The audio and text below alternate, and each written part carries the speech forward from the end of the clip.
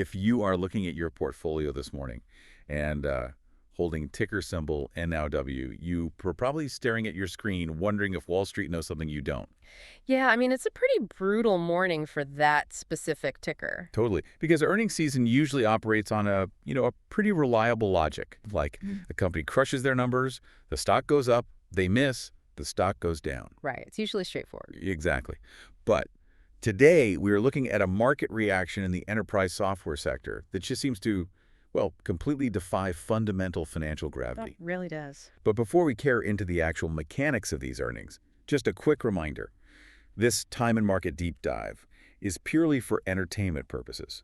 We're going to be breaking down real companies, real valuations, and real stock prices. So please seek professional financial advice before making any portfolio changes. Yeah, it's definitely a critical morning to keep that in mind because the volatility we're seeing with ServiceNow right now is, I mean, it's a textbook example of how the market's immediate sort of emotional reaction can just completely diverge from a company's underlying financial reality. The disconnect is honestly staggering.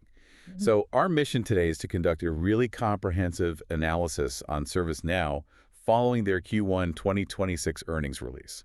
And we've got a lot of data to go through. We do. We are working through a massive stack of sources today. Yeah. The earnings call transcript, institutional market analysis, and the latest analyst reports, and the headline numbers. They look like a massive victory. Oh, absolutely. Like ServiceNow posted a huge Q1 earnings beat with $3.77 billion in revenue. That is up 22.1% year over year. They blew past consensus estimates. They did. And yet, if you look at the ticker today, the stock absolutely cratered. I mean, it dropped somewhere between like 12 and 15.2% in after-hours trading. Landing right in that $87 to $103 range. Right. Over $10 billion in market capitalization simply vanished overnight. It's wild. But to understand the sheer scale of that sell-off, we first need to, anchor ourselves in just how strong the underlying business performed in the quarter. Yeah, let's look at the positives first. Because the numbers weren't just like a slight beat, they were fundamentally dominant for a company of this size. I mean, they delivered 19% growth in subscription revenue on a constant currency basis. That's hitting $3.67 billion. Let's just pause on that subscription revenue number for a second. Hmm. Because for an enterprise software company generating almost $4 billion a quarter, maintaining a 19% growth rate is, well, it's incredibly difficult. It's almost unheard of at that scale. Exactly. It requires landing massive enterprise accounts. You aren't getting those numbers just by selling, a few extra licenses to mid-market companies. Right. And the deal metrics back that up entirely. During Q1, ServiceNow closed 16 massive new deals, and these were worth over $5 million each in net new annual contract value. Wow. Over $5 million each. Yeah, and 5 of those specific deals were over $10 million. I mean, these are multi-year, highly complex digital transformation contracts. That's serious enterprise commitment. Exactly. And perhaps the most vital number for any valuation model, their free cash flow margin came in at a staggering 44%. See, generating 44 cents of free cash flow for every dollar of revenue is elite territory. Truly elite. So this brings us to the central mystery of this deep dive. If a company is growing top-line revenue at over 20%, landing 8-figure enterprise contracts, and printing cash at a 44% margin, why on earth did institutional investors trigger a 15% sell-off? Right. Well, the sell-off wasn't actually driven by the Q1 performance at all. Institutional investors trade on forward-looking mechanics. They're looking ahead. Exactly. And they spotted 3 specific headwinds in the guidance that essentially triggered, algorithmic selling. Okay, let's unpack these headwinds. What's the first one? So the first is a highly specific issue regarding geopolitics, timing, and revenue recognition. Revenue recognition. Okay. Yeah. ServiceNow guided for a 75 basis point headwind to their upcoming subscription revenue growth. And this is due to delayed sovereign cloud and on-premise deals in the Middle East.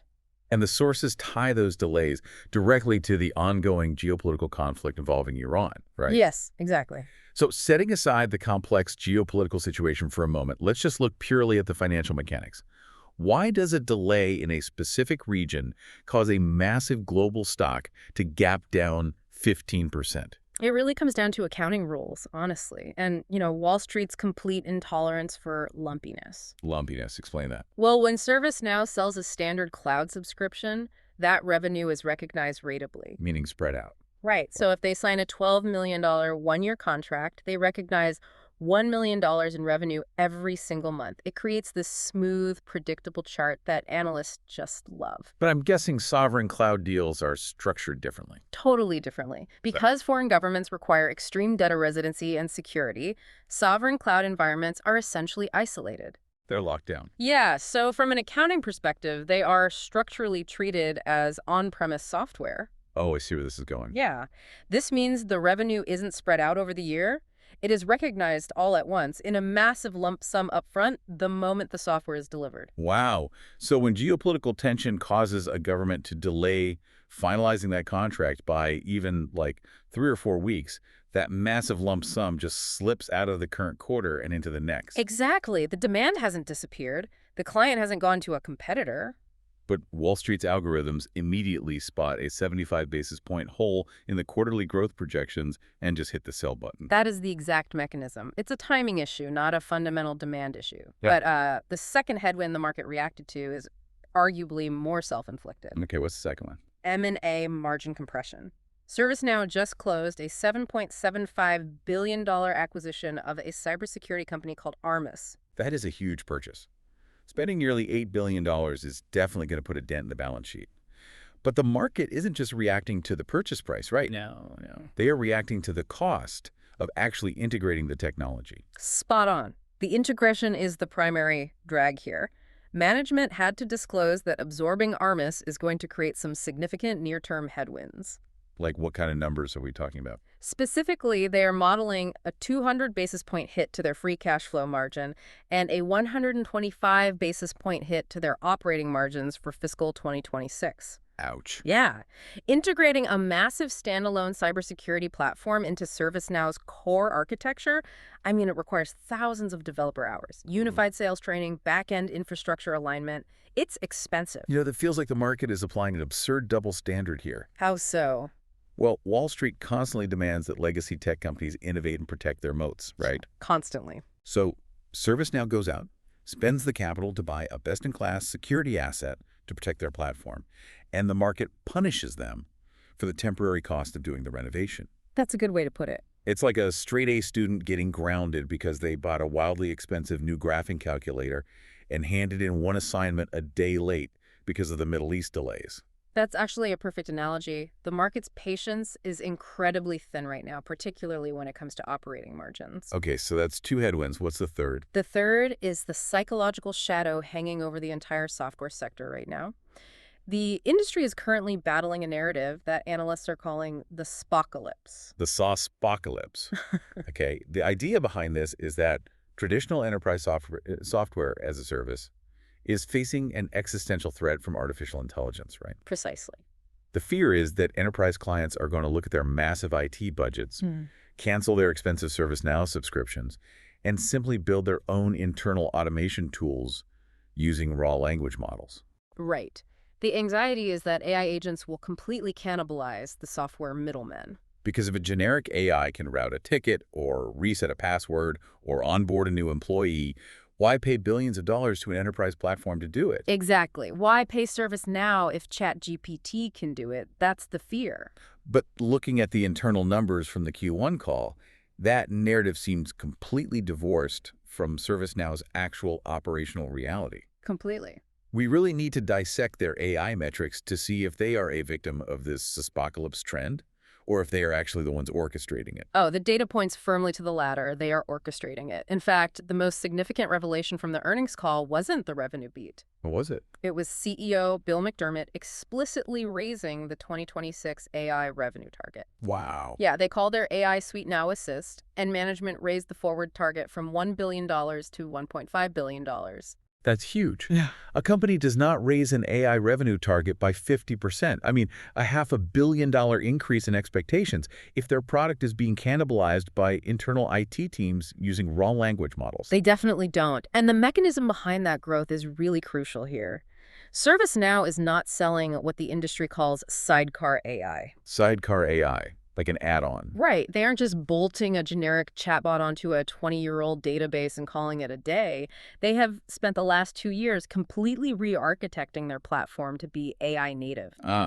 built from the ground up. Exactly. Introducing a framework they call the autonomous workforce. Okay, let's dig into what an autonomous workforce actually looks like in practice, because the sources outline a very specific use case regarding Level 1 IT support specialists. Oh, this is a great example. Yeah, historically, if an employee's laptop crashed or they needed software provisioned, they submitted a help desk ticket. A human IT worker would read the ticket, identify the proper routing, request approvals, and then execute the fix. A lot of steps. Tons of steps. And the average resolution time for that process was 2 full days. 2 days of lost productivity for the employee, plus, the labor costs of the IT professional. Right. But now, look at what ServiceNow's AI specialist is doing. The text details that these AI agents are fully resolving complex enterprise tickets in under 20 minutes. It's mind-blowing. Going from 2 days to 20 minutes is a 99% reduction in resolution time. And the critical metric here is that the AI is successfully resolving 90% of all internal IT requests without a human ever touching the keyboard. Think about the ROI on that. It's staggering. Management highlighted a leading online travel company that is currently using this agentic AI to deliver 11 million autonomous resolutions annually. 11 million. Yes, it is generating a 230% return on investment for that specific client, just saving them millions in operational costs. See, I have to push back on the business model here, though. Okay, go for it. Because this is where the SaaSpocalypse sphere actually makes logical sense to me. Awesome. Well, for the last 20 years, enterprise software has been priced on a per-seat basis. You pay a license fee for every human worker who needs a login. Yep, the classic SaaS model. But if ServiceNow's AI is successfully eliminating 90% of Level 1 IT tasks, those human workers are going to be reassigned or let go. Right. If there are fewer humans sitting in seats, and ServiceNow charges per seat, doesn't their revenue model fundamentally collapse under its own success? That is the precise vulnerability Wall Street is terrified of. Okay, so it is a valid fear. It is, but ServiceNow anticipated the collapse of the seat-based model.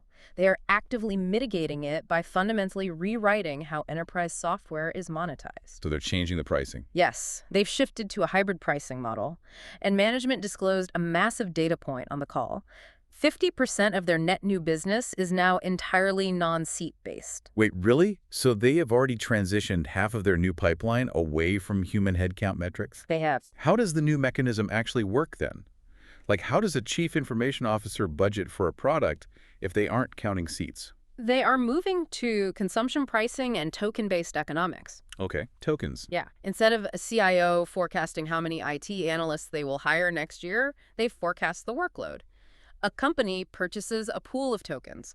Every time the AI autonomously resolves a ticket or drafts a contract or audits a compliance log, it burns a microfraction of a token. Oh, wow. So the alignment of value completely flips. Totally flips. ServiceNow is no longer incentivized to just sell unused licenses that sit there. Yeah. The more value the AI delivers, like the more human hours it saves the enterprise, the faster the tokens burn, and the more revenue ServiceNow generates. Exactly. It creates a direct correlation between the utility of the software and the revenue it produces. That makes total sense. But it still leaves a lingering question. Which is? Why buy tokens from ServiceNow? Right. Why not go to the source? Exactly.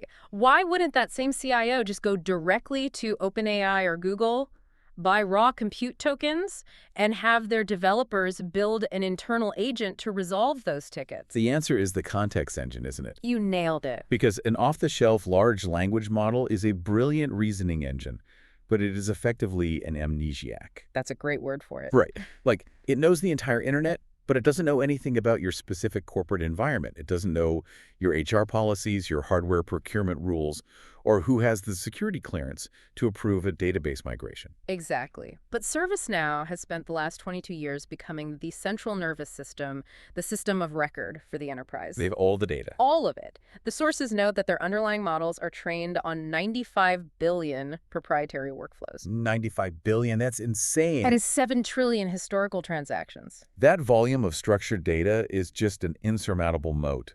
Because when an AI agent is asked to resolve a server outage, it needs to know the exact dependency mapping of that specific server cluster. And ServiceNow provides those guardrails. There is actually a quote from the earnings transcript where a customer describes ServiceNow as the quarterback. I love that quote. It's so good. The quote is, "Chaos is the quarterback's natural environment." And enterprise IT environments right now are pure Oh, chaos. absolute chaos. You have Microsoft Copilots, Google agents, and custom Python scripts all running simultaneously.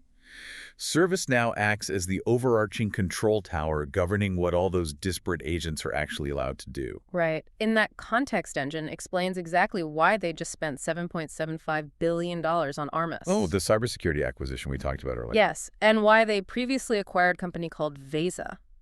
Okay, connect the dots for me. So if you have autonomous AI agents taking actions across your network, security is no longer optional. It is existential. Right, because an AI making a mistake could be catastrophic. Exactly. So Armis provides real-time, agentless discovery of every physical asset on the network laptops, IoT devices, manufacturing equipment, and then Vesa maps the complex web of identity access, detailing exactly who is allowed to touch which data. So the M&A strategy wasn't just like empire building. Not at all. They are combining Armis's device intelligence and Veza's identity mapping directly into that context engine. Yep.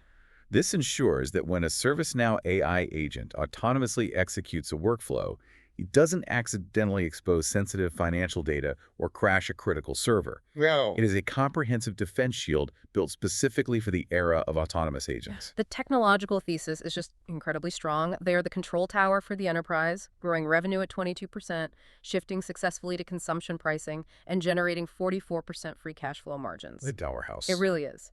So now we have to tie all of these operational mechanics back to the financial reality of the stock price. The big question. Has the 15% algorithmic sell-off created a genuine margin of safety for investors? Let's run through the valuation data detailed in the market analysis. Mhm. Right now, post-earnings drop, ServiceNow's forward PE ratio is sitting at 23.09. And for a high-growth SaaS platform, a forward PE of 23 is remarkably compressed. It seems really low. It is. We need to look at how the market has historically valued this specific asset. ServiceNow's 5-year average PE ratio is 58.52. Okay, so the market has historically been willing to pay nearly 60 times earnings for this company's growth profile. Exactly. But today, you can acquire those same earnings for a multiple of 23. It is trading at less than half of its historical premium. It's a massive drop. And the relative valuation models in our sources highlight the severity of this disconnect. The estimated fair price range for the stock is calculated to be between $179.94 and $308.96. And keep in mind, the after-hours drop pushed the current trading price down into that $87 to $103 range. If the stock is hovering near $100, and the baseline fair value model points to, say, $180, the stock is currently trading at a staggering 42.66% discount to its calculated intrinsic value. Almost half off. Yeah. A company with this much cash flow rarely trades at a 42% discount unless the core business model is fundamentally broken. And Wall Street analysts seem to agree that the core business is perfectly intact. What's the sentiment look like? Well, looking at current analyst sentiment, 32 different institutional analysts cover ServiceNow. 30 of them rate the stock as a buy. 30 out of 32. Yeah. 2 analysts rated a hold. And not a single analyst 0 out of 32 rates the stock as a sell. The consensus is overwhelmingly bullish then. Yeah. But looking at the notes, there were some reactionary downgrades following the earnings call, weren't there? There were a couple, yeah. Like Deutsche Bank lowered their price targets from $180 down to $135. And TD Cowen also cut their target from $185 down to $140. They did adjust their targets downward, but we have to understand the mechanics of those specific downgrades. Why did they cut them? The analysts at Deutsche Bank and TD Cowen are simply updating their discounted cash flow models to reflect the 125 basis point hit to operating margins caused by the Armis integration. Along with that slight revenue delay in the Middle East. Exactly. It is a mathematical adjustment to near-term cash flow projections, not a fundamental rejection of the company's long-term thesis. And honestly, even with those mathematical adjustments, Deutsche Bank's lowered target of $135 is still massively higher than the current $100 trading price. Right. They cut their target, but their target still represents a 35% upside from where the stock opened this morning. The institutional consensus is acknowledging the short-term headwinds regarding margin compression, but they clearly recognize that the long-term cash generation of the business remains incredibly robust.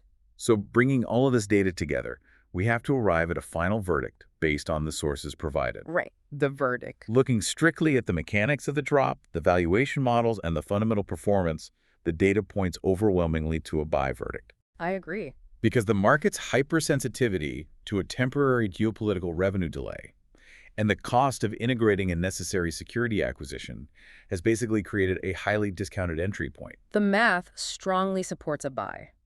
You have an enterprise software leader growing revenue at over 20%, printing massive free cash flow, and raising their AI revenue projections by $500 million, all currently priced at a 42% discount to its intrinsic value. It's a rare setup. It really is. Benjamin Graham famously noted that in the short run, the market is a voting machine driven by fear and algorithms. But in the long run, it is a weighing machine. That's a great quote for this. Yeah, right now, algorithmic fear is dictating the price, but the sheer weight of ServiceNow's earnings power is undeniable. The underlying financials just tell a story of a business operating at the absolute highest level of enterprise software. They are a classic Rule of 56 company. Explain that rule for the listeners. Sure. So in the software industry, if your revenue growth rate plus your free cash flow margin equals 40, you are considered a premium asset. It's called the Rule of 40. Right.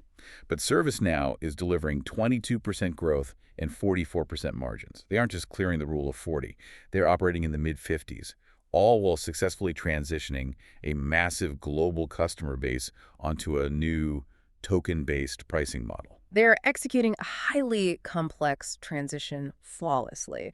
And, as we wrap up this analysis, I think it's important to leave you, the listener, with a broader structural thought regarding the entire SaaS industry.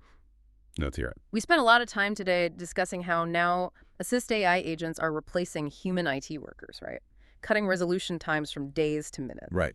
The traditional software user is disappearing. The person sitting at the keyboard is literally being replaced by a digital agent operating autonomously in the background. Exactly. And that shift forces us to completely rethink the revenue ceiling of software companies. How so? Because if machines are doing the clicking, the platforms that own the context engine, the control tower dictating what those machines are allowed to execute, will consolidate all the leverage. So the question isn't whether the traditional per-seat SaaS model is dead. It probably is. It likely is. The real question is the new model exponentially more lucrative? That's the billion-dollar question. Because if a company is paid via consumption tokens for every automated task a machine completes, and machines can execute tasks 24 hours a day, 7 days a week, without taking a lunch break. Without ever stopping. Yeah.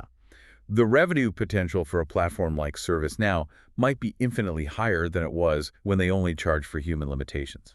The transition from human seats to machine consumption is a massive paradigm shift in how we value software companies. It really is. Well, thank you for taking the time to join this deep dive into the mechanics of the market. If you came in wondering how a massive earnings beat could trigger a 15% sell-off, hopefully, you are leaving with a much clearer understanding of how Wall Street's short-term algorithms might just be mispricing the long-term reality of the AI control tower. Definitely. Until next time, keep looking past the headlines.